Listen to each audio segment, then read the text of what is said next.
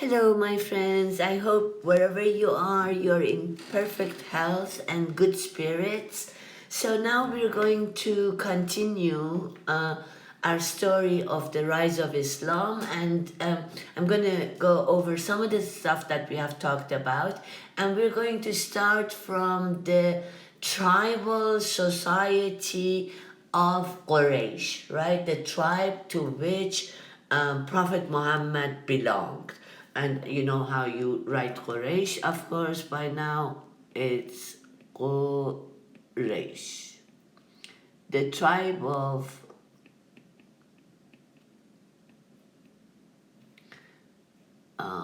okay, here we go.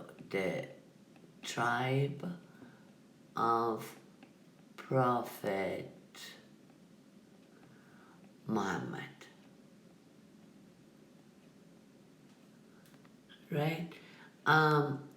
So we're gonna first I'm gonna go over the clans within the tribe of Quraysh, right?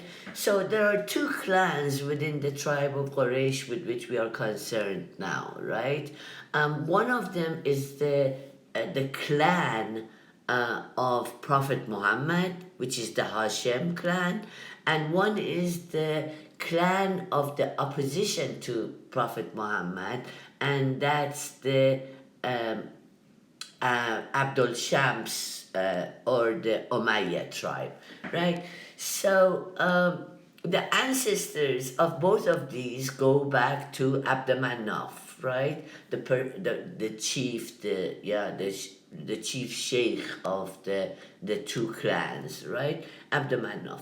So Abdamanaf had um, one clan of it, right, was the clan of Hashem. Hashem had a son called Abdul Muttalib, who is the grandfather of Prophet Muhammad, right? A son called Abdul Muttalib, and then Abdul Muttalib had a son called Abdullah, and Abdullah is the father of Muhammad, right? Had Prophet Muhammad, and the Prophet Muhammad. Now, the grandfather of Prophet Muhammad had actually three sons, right? Abdullah, Abu Talib, and Al Abbas, and we will see that all of these will play a part in later history of the small Muslim community, right?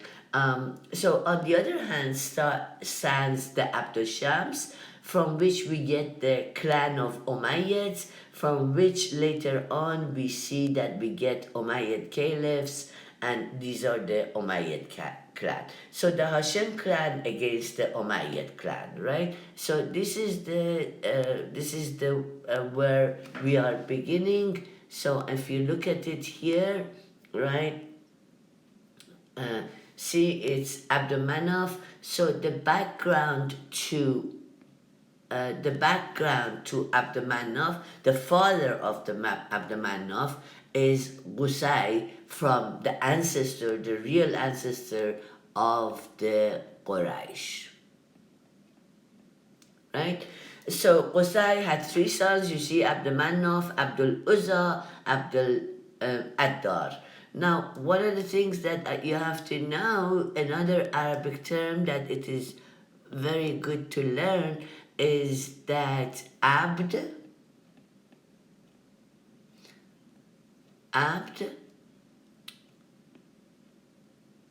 okay, yeah, Abd means the servant of.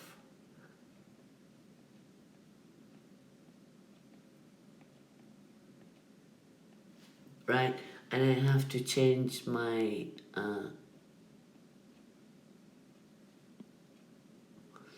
okay. How do we change it to? Okay, let's see whether that works. Okay, so so Abd means the servant of, and some of these the Abd, the servant of what? the servant of Uzzah, who is one of the gods of pre-Islamic Arabia, for instance, right? So when you get to Abdullah, that means the Abd, sorry, Abd, servant of what? Of Allah, right? Of God, right? So, and I,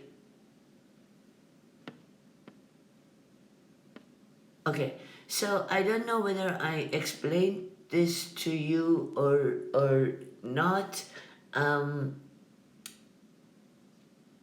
Yeah, well, never mind that. Okay, so you see, so Qusay had Abdulmanaf, Abdul Uzza, and Abdul as his sons, and it is Abdulmanaf, right, that has Hashem, then Hashem in turn has Abdul Muttalib, and Abdul Muttalib, which is the grandfather of Prophet Muhammad, right, marries to Fatima, right? And from their matrimony comes Prophet's father Abdullah, and Abdullah is Prophet's father, and Amina, Prophet's mother, also coming from the same tribe of from the tribe of Quraysh, and the marriage of the two of them leads to the birth of Prophet Muhammad, right? So now, Prophet Muhammad, as we talked before, as I told you before, was born in Mecca in 570 CE to the clan of Hashem, right? The clan of Hashem, which was not as, was an important clan, but it was not as important as the much richer Umayyad clan that we talked about, right? So Prophet Muhammad is born in 570 CE. For the first 40 years of his life, we have absolutely no idea, right? I mean, we know very little, and what we know is the construction of the later biographies of Muhammad, as Prophet Muhammad, right?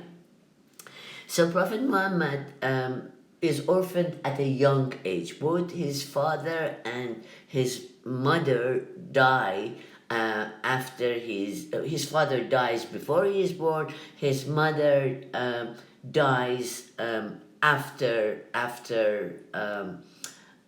he gives birth to Prophet Muhammad. So he is raised by his uncle,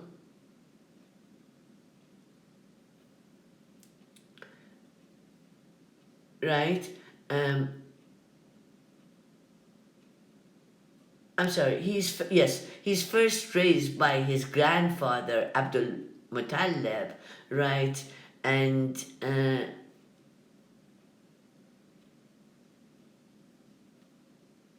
well,